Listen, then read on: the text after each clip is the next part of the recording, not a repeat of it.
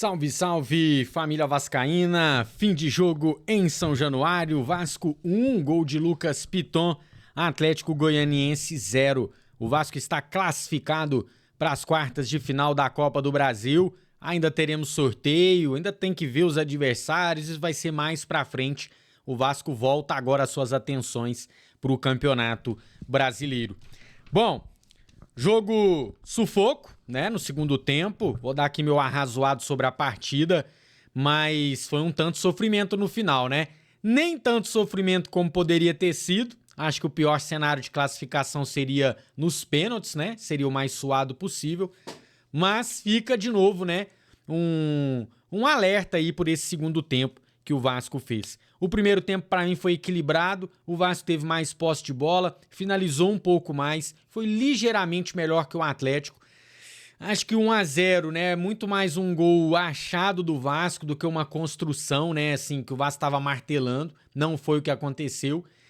Paulo Henrique, para mim, destaque do primeiro tempo, defensivamente muito bem, e é ele que faz a construção do gol, né, o Verratti chuta, o goleiro faz a defesa, ela volta pro Piton, a bola vai mastigada ali pra dentro do gol e não existe gol feio. Feio é não fazer gol. E o Vasco sai vitorioso do primeiro tempo por 1-0. No segundo tempo, o Atlético vem dominante. O Vasco, que teve 52, 53% de posse de bola no primeiro tempo, cai para 45%. O Atlético chega em algum momento a ter 55% de posse de bola contra o Vasco da Gama. Nas finalizações, equilíbrio. O Vasco termina com um total de 7 finalizações, 2 no gol, e o Atlético com 10 finalizações, 2 no gol também. A posse de bola terminou 53% para o Atlético Goianiense. Então, um segundo tempo em que as mexidas do Paiva não foram boas, mas muito mais, na minha visão, por uma pobreza de elenco, por olhar para o banco e não ter jogadores que mantêm o nível do time, do que por erro do Paiva. Porque, por exemplo, ele tira uma hora os 2 volantes por cansaço, Hugo Moura e Cocão, e ele tem que colocar em campo outros 2 volantes. Ele coloca o JP e o Galdames. Quem ficou no banco foi o Souza. Então, tipo assim, o Souza é melhor. Não dá pra afirmar ainda que o Souza é muito melhor, né? Então fica claro, mais uma vez, a pobreza de elenco desse time do Vasco. E faltou maturidade. O Vasco, com o regulamento embaixo do braço nos minutos finais, a partir dos 35, teve várias oportunidades para manter a posse de bola, para ficar trocando passe no setor ofensivo, e rifou, e deu passe errado, foi com o Galdames, o JP dá uma lambança uma hora, o próprio GB tem um lance que ele tá lá, acaba fazendo uma falta perigosa ali que o Hurtado cobrou pra fora. Então faltou maturidade pro time. O Rivaldo, no seu primeiro lance, descola um bom passe pro GB.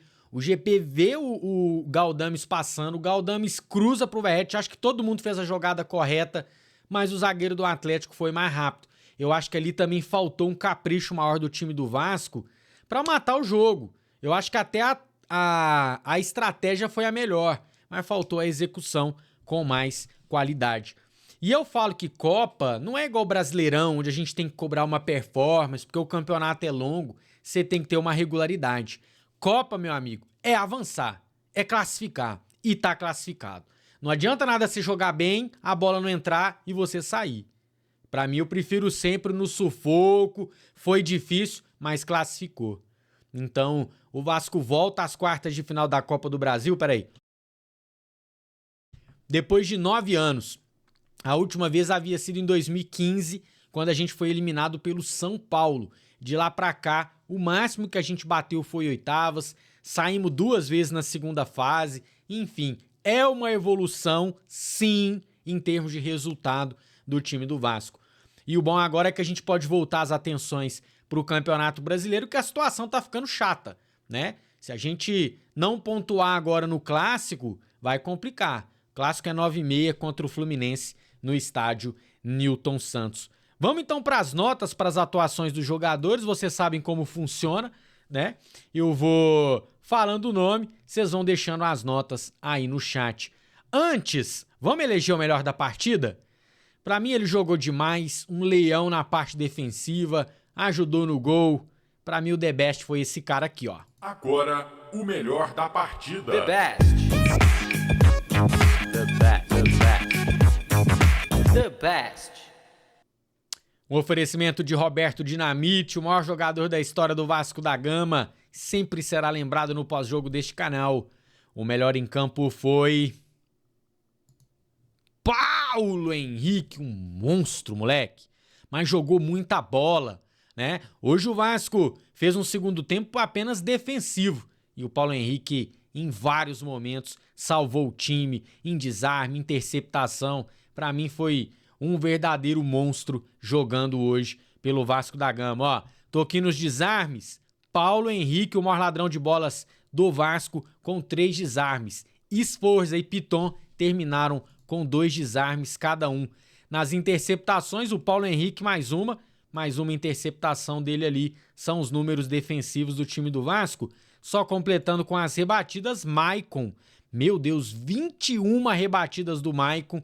Para vocês terem uma ideia, o segundo do jogo foi o Paulo Henrique com 9. E o Maicon deu 21 rebatidas. Mas tá aí, Paulo Henrique, o The Best da partida. Vamos agora sim às notas para os jogadores. Eu começo com o goleiro Léo Jardim, que tem grande parte nessa classificação. Aquela defesa difícil que ele fez no lance lá na pequena área do Derek foi monstruosa. Ele cai fechando o ângulo, o cara chuta, a bola explode no Léo Jardim. Defesaça. Léo Jardim, que é o goleiro com mais defesas difíceis da Copa do Brasil 2024, fazendo a diferença para o Vasco chegar onde está. Lembrando que teve cobrança de pênalti, onde ele foi o salvador, enfim. Perdão, se o Vasco tá nas quartas de final hoje, Léo Jardim tem grande parte nessas classificações. Hoje eu vou dar uma nota 8 pro goleiro do Vasco.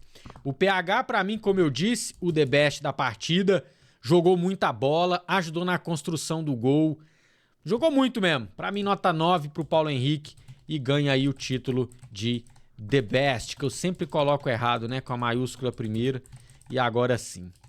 Maicon, jogou muito, não lembro de nenhum erro do Maicon. Ele foi driblado uma vez, né, e eu vi parte das pessoas criticando ele. E, gente, você ser driblado às vezes não é sua deficiência. Tem também os méritos do atacante, do meia, do cara que faz o drible, né? Não tem como você ser perfeito no futebol 100% dos lances. Então, não vou tirar a nota do Maicon por esse lance. Pra mim foi muito bem. Vou dar uma nota 7,5 pro Careca. Léo Pelé se redimindo da partida ruim que fez no último jogo contra o Bragantino, quando entregou um gol. Foi titular hoje e pra mim se comportou bem. Chegou firme nos lances, teve uma bola que ele foi cirúrgico ali na tirada, atrapalhou o ataque do Atlético que vinha pelo lado direito. Então gostei também do Léo Pelé. Vou dar uma nota 7,5 pro zagueiro do Vasco.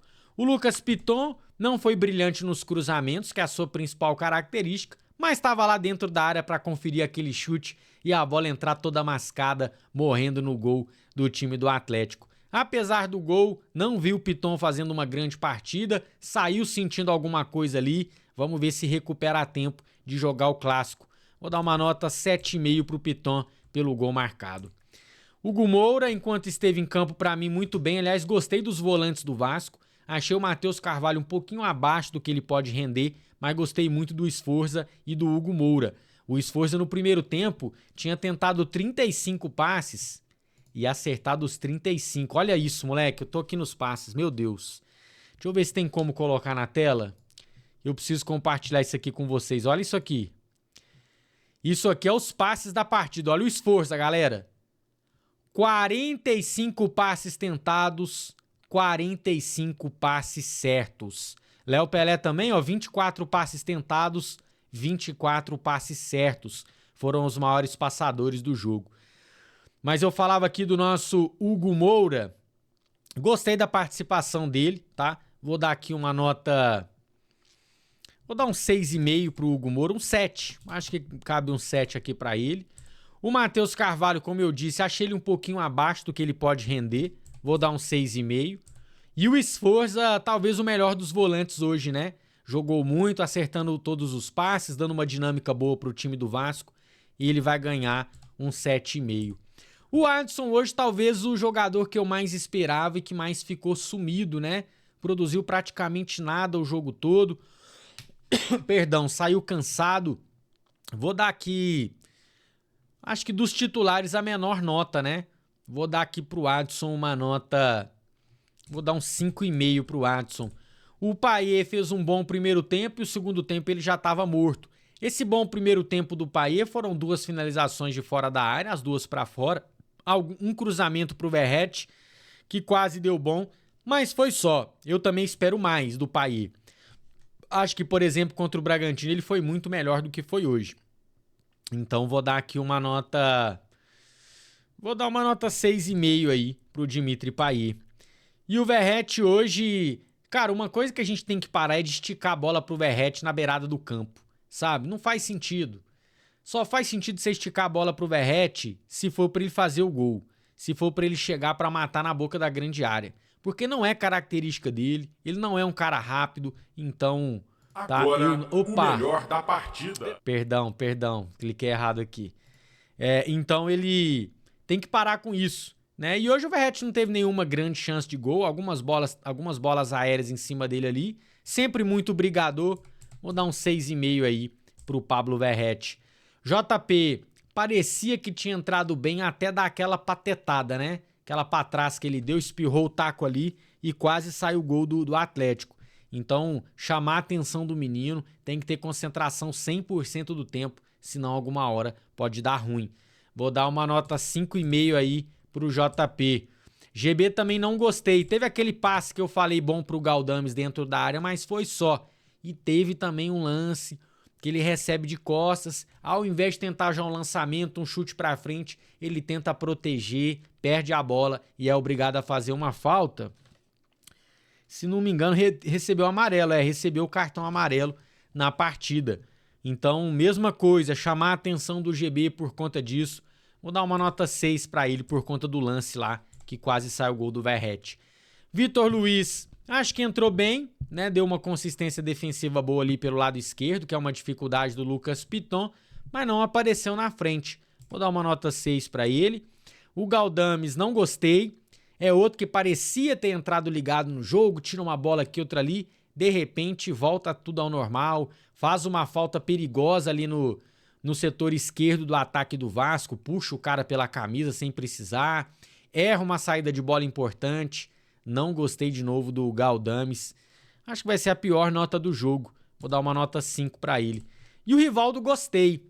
Gostei do Rivaldo entrando. Para mim, ele tinha que estar na frente, por exemplo, do GB em termos de oportunidade num jogo difícil, pela experiência.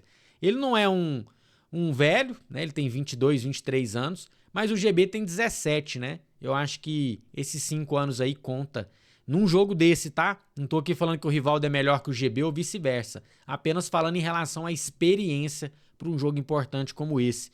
Então vou dar aqui Vou dar um 6,5. Entrou bem o Rivaldo ali, fez uma jogada importante. E o Rafael Paiva voltou a vencer. Eu sempre passo um pano pro Paiva pelo elenco ruim que o Vasco tem, um elenco limitado, cheio de buraco, cheio de, né, o famoso elenco curto, e que ele tá tirando leite de pedra. O Vasco tá ali na 11ª posição no Campeonato Brasileiro, tá classificado para as quartas de final da Copa do Brasil, então tá cumprindo o seu papel o nosso Papaiva. É verdade que o time oscilou para baixo, o time não faz uma boa partida, aquela boa mesmo, já tem um tempo. Acho que contra o Bragantino, tirando os erros individuais, foi um bom jogo e hoje eu não gostei do segundo tempo. O Paiva tem que passar para o time essa maturidade de quando você está com resultado favorável numa Copa do Brasil, você tem que manter a posse de bola, você tem que sofrer falta, mas é lá na frente, não ficar protegendo bola ali na boca da área. E bola pro mato, né? Não tem vergonha não de bater a bola pra frente, pra lateral, porque vergonha é perder, né? Você fazer um lance ruim aqui ou ali, não dá nada. Então, vou dar uma nota 7 pro Paiva pela classificação. E não acho que ele mexeu mal não, como muita gente falou. Eu talvez não teria entrado com o GB naquele momento e sim com o Rivaldo. E não teria entrado com o Galdames também. são as duas substituições que eu não teria feito. O JP teria entrado, o Vitor Luiz, quando o Piton cansa é ele mesmo, e o Rivaldo eu colocaria. Só Galdames e GB que eu não teria entrado naquela altura do jogo. Mas daqui a falar que ele foi mal demais, não concordo. Lembrando, hein? O Rafael Paiva é quem mais conhece esse elenco, é quem mais conhece os meninos da base e é o melhor aproveitamento dos treinadores que passaram aí esse ano, né? O Boinas não existiu, o Ramon tava mal e o Rafael Paiva é o que conseguiu fazer esse time jogar, pontuar e se classificar.